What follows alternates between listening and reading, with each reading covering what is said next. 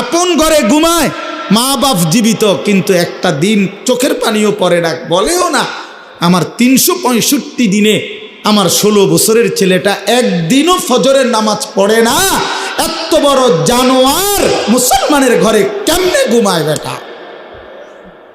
এত বড় জানোয়ার কেমনে ঘুমায় মুসলমানের ঘরে? তার বাপ কোথায়, তার মা কোথায়? আহা, তার পরিবার এভাবে ভুলে গেল কেমনে? কিরে বাপ, তোমার উপরে খোদার কি পরিমাণ লানত পড়ছে, খোদার গজব পড়ছে বেটা। এই জন্য কেউ তোমারে আর ডাকে না। আহা, কেউ কিন্তু মনে করাই দেয় না যে রে বাপ তোর জাহান্নাম দেখা যায়, তোর জাহান্নাম দেখা যায়। কেউ মনে করায় না ছেলে পেলেদেরকে, বুঝছো? কেউ মনে করায়। ওহো, সবাই তামসা দেখতেছে, চোখের সামনে আমাদের ছেলেরা নষ্ট হয়ে যাইতেছে, বখাটে হয়ে যাইতেছে, মসজিদে নামাজ চলতেছে, এক ওয়াক্ত নামাজ পড়ে না। কারো কোনো ফিকির নাই। তার বাবা কই, মা কই, দাদা কই, দাদি কই, তার নানা কই, নানি কই, চাচা কই, মামা কই, ফুফা কই, খালু কই, তার বড় ভাই কই, তার বড় বোন কই? কেউ কিচ্ছু বলেন। হেঁটে হেঁটের মতো হাসে, লাফায়, চুল রাখে তার ইচ্ছা মতো, প্যান্ট পরে তার ইচ্ছা মতো, দুপুরে খানা বিকালে খায়, বিকালের খানা রাইতে খায়, সারা রাত, রাতের 3টা বাজে দেখবেন মোবাইলে ছবি দেখতেছে, ভোরবেলা 9টা বাজে গেছে, ঘুম থেকে উঠতেছে না।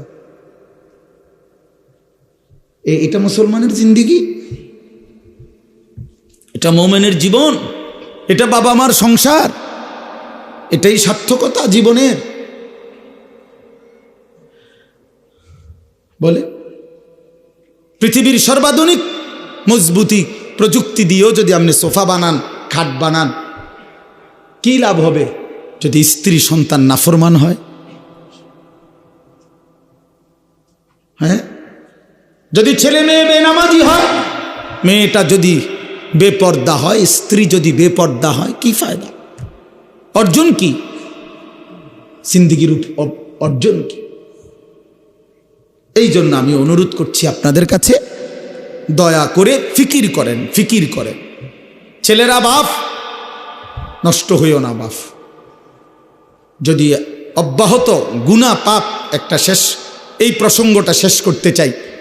একটা চূড়ান্ত কথা আপনারা বাবাদেরকেও বলি, একটা গুরুত্বপূর্ণ কথা মনে রাখবেন। কোরআন শরীফে আছে, কেউ যদি গুনাহ লাগাতার করতে থাকে, খোদার কসম আল্লাহ একদিন নারাজ হয়, আর সেদিন আল্লাহ পাক ইচ্ছা করে তাকে আল্লাহ তাআলা পথভ্রষ্ট করে দেয়।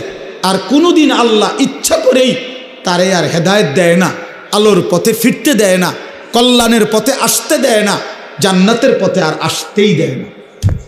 খোদার কসম, এটা কোরআন শরীফের আয়াত। আল্লাহ বলছে, একদিন আমি সত্যি সত্যি রাগ করলে ফাআনসাহুম আনফুসাহুম, আমি আল্লাহ নিজেই তোর আখিরাত ভুলায় দেব। যা, ঠিক আছে বান্দা, গরু ছাগল কুকুর বিড়ালের মতো খা, ঘুমা, পেশাব পায়খানা কর, যৌন চাহিদা মনে পূরণ কর, ঠিক আছে বান্দা, খালাস। নুয়াল্লিহি মা তাওয়াল্লা ওয়া নুসলিহি জাহান্নাম। যা বান্দা, তোর এই উল্টো পথে চলছিস, চলতে থাকো উল্টো, আমিও তোরে উল্টো পথে চালায়া দিলাম।